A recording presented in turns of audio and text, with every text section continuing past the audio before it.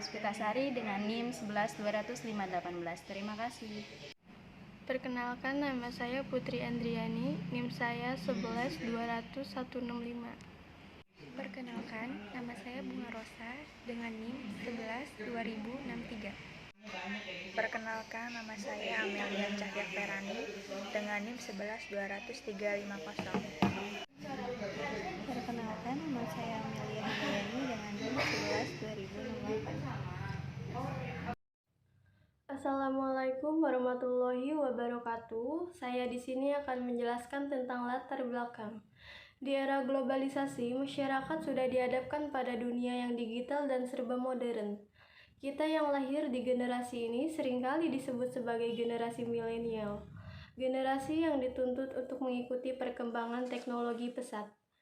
Pemrograman dalam struktur data ada beberapa macam, salah satunya adalah pemrograman Python. Dalam pemrograman ini, biasanya menggunakan variabel array, struktur, dan linked list. Kami membahas tentang beberapa variabel tersebut, di mana ketiga variabel mempunyai ciri yang berbeda sesuai dengan tipe file yang digunakan pembaca. Rumusan masalah. 1.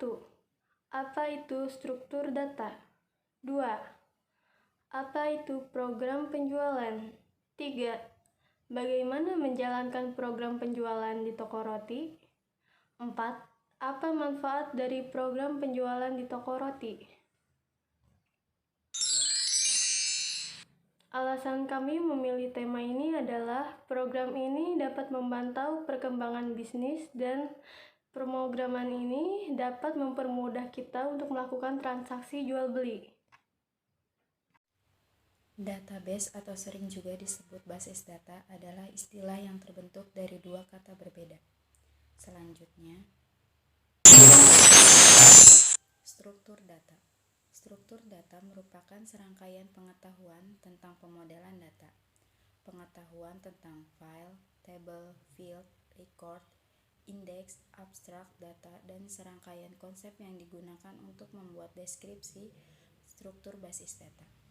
Berkas file adalah himpunan seluruh record yang bertipe sama. Selanjutnya, tipe struktur data ini kurang lebih ada 6, yaitu tipe graph, tree, queue, stack, linked list, and array. Tipe graph sendiri merupakan struktur data yang non-linear dan terdiri dari kumpulan node.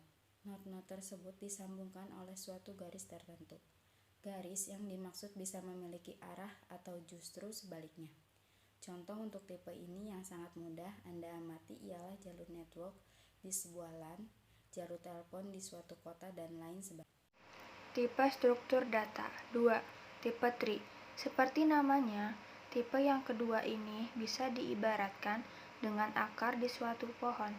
Jadi, tipe ini bisa dimaknai sebagai kumpulan node dan masing-masing node tersebut tersusun dari value dan juga berbagai referensi lainnya. Tree yang terdiri atas maksimal 2 anak akan disebut sebagai binary tree. Binary tree mempunyai 2 sub-tree yang terletak di bagian kiri serta kanan. Yang ketiga, tipe QQ. QQ adalah struktur data yang bersifat LIFO atau last in first out. Dalam QQ ini juga ada 3 operasi sekaligus yang bisa Anda lakukan, yakni pick atau melihat data yang paling awal dari suatu QQ, DQQ atau menghapus data yang pertama dari QQ, dan NQQ atau memasukkan data dalam QQ. Yang keempat, tipe stack. Stack ini adalah tipe yang mirip seperti QQ.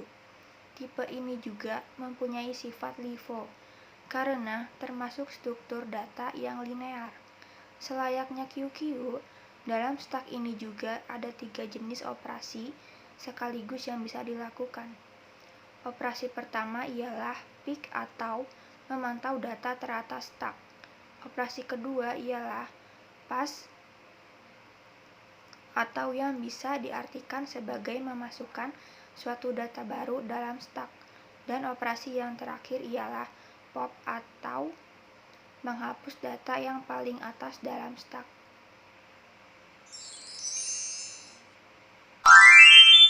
Struktur data. 5. Tipe linked list. Jika diartikan secara kasar, maka linked list berarti daftar yang terhubung.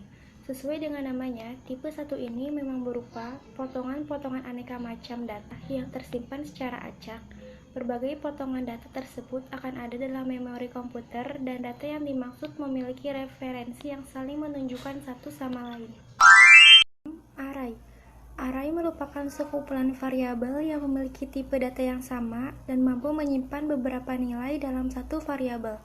Array merupakan tipe data terstruktur dalam pemrograman. Array memungkinkan untuk menyimpan data maupun referensi objek dalam jumlah banyak dan terindeks.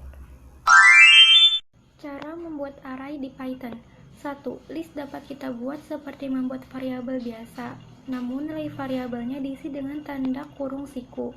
Contohnya, membuat list kosong warna sama dengan membuat tanda kurung siku, membuat list dengan isi satu item hobi sama dengan contohnya membaca. Program penjualan. Program penjualan adalah program yang berbasis cloud untuk membantu proses transaksi bisnis. Program ini dapat membantu proses pembayaran menjadi terintegrasi, serta dapat mengawasi transaksi penjualan tanpa harus berada di belakang mesin kasir, karena sistem penjualan kasir terhubung dengan back office. Keuntungan dari program penjualan. Yang pertama, pengecekan barang terjual. Yang kedua, pantau bisnis secara real time. Yang ketiga, efisiensi waktu. Dan yang keempat, pengendalian kas. Target penggunaan program penjualan. Yang pertama, pedagang kecil. Kedua, wirausaha. Ketiga, pengrajin. Keempat, kafe. Kelima, warung. Dan yang keenam, pemula bisnis. Pengaplikasian array pada program penjualan di toko roti. Di sini terdapat format menu dan harga, juga terdapat menu inputan untuk memasukkan nama pembeli, masukkan list abjad menu roti, masukkan jumlah pesanan. Di sini kita menggunakan if else serta pengulangan. Jadi jika pembeli ingin memesan kembali, kita tinggal tekan Y untuk memesan kembali, dan jika tidak kita hanya tekan N. Selanjutnya di sini juga kita ada menu di mana ketika kita salah menginputkan abjad menu, kita dapat mengulanginya kembali atau tidak. Ini bentuk struknya, kemudian kita coba runningkan. Kemudian kita masukkan nama pembelinya, contohnya di sini bunga. Kemudian kita masukkan list abjadnya, di sini A, roti sobek. Masukkan jumlah pesanannya 3, keluar struk roti sobek dengan jumlah pesanan 3, harga 45.000 dengan PP 4.500, jumlah bayar 49.500 dengan uang 50. Kembalian 500, kemudian kita tekan Y untuk memesan kembali. Masukkan nama pembeli Devi, masukkan list abjad menu roti D, masukkan jumlah pesanannya 5. Keluar struk roti pisang coklat dengan jumlah pesanan 5, harga 85.000 dengan PPN 8.500, total 93.500, masukkan uangnya 100.000, kembaliannya 6.500. Terima kasih.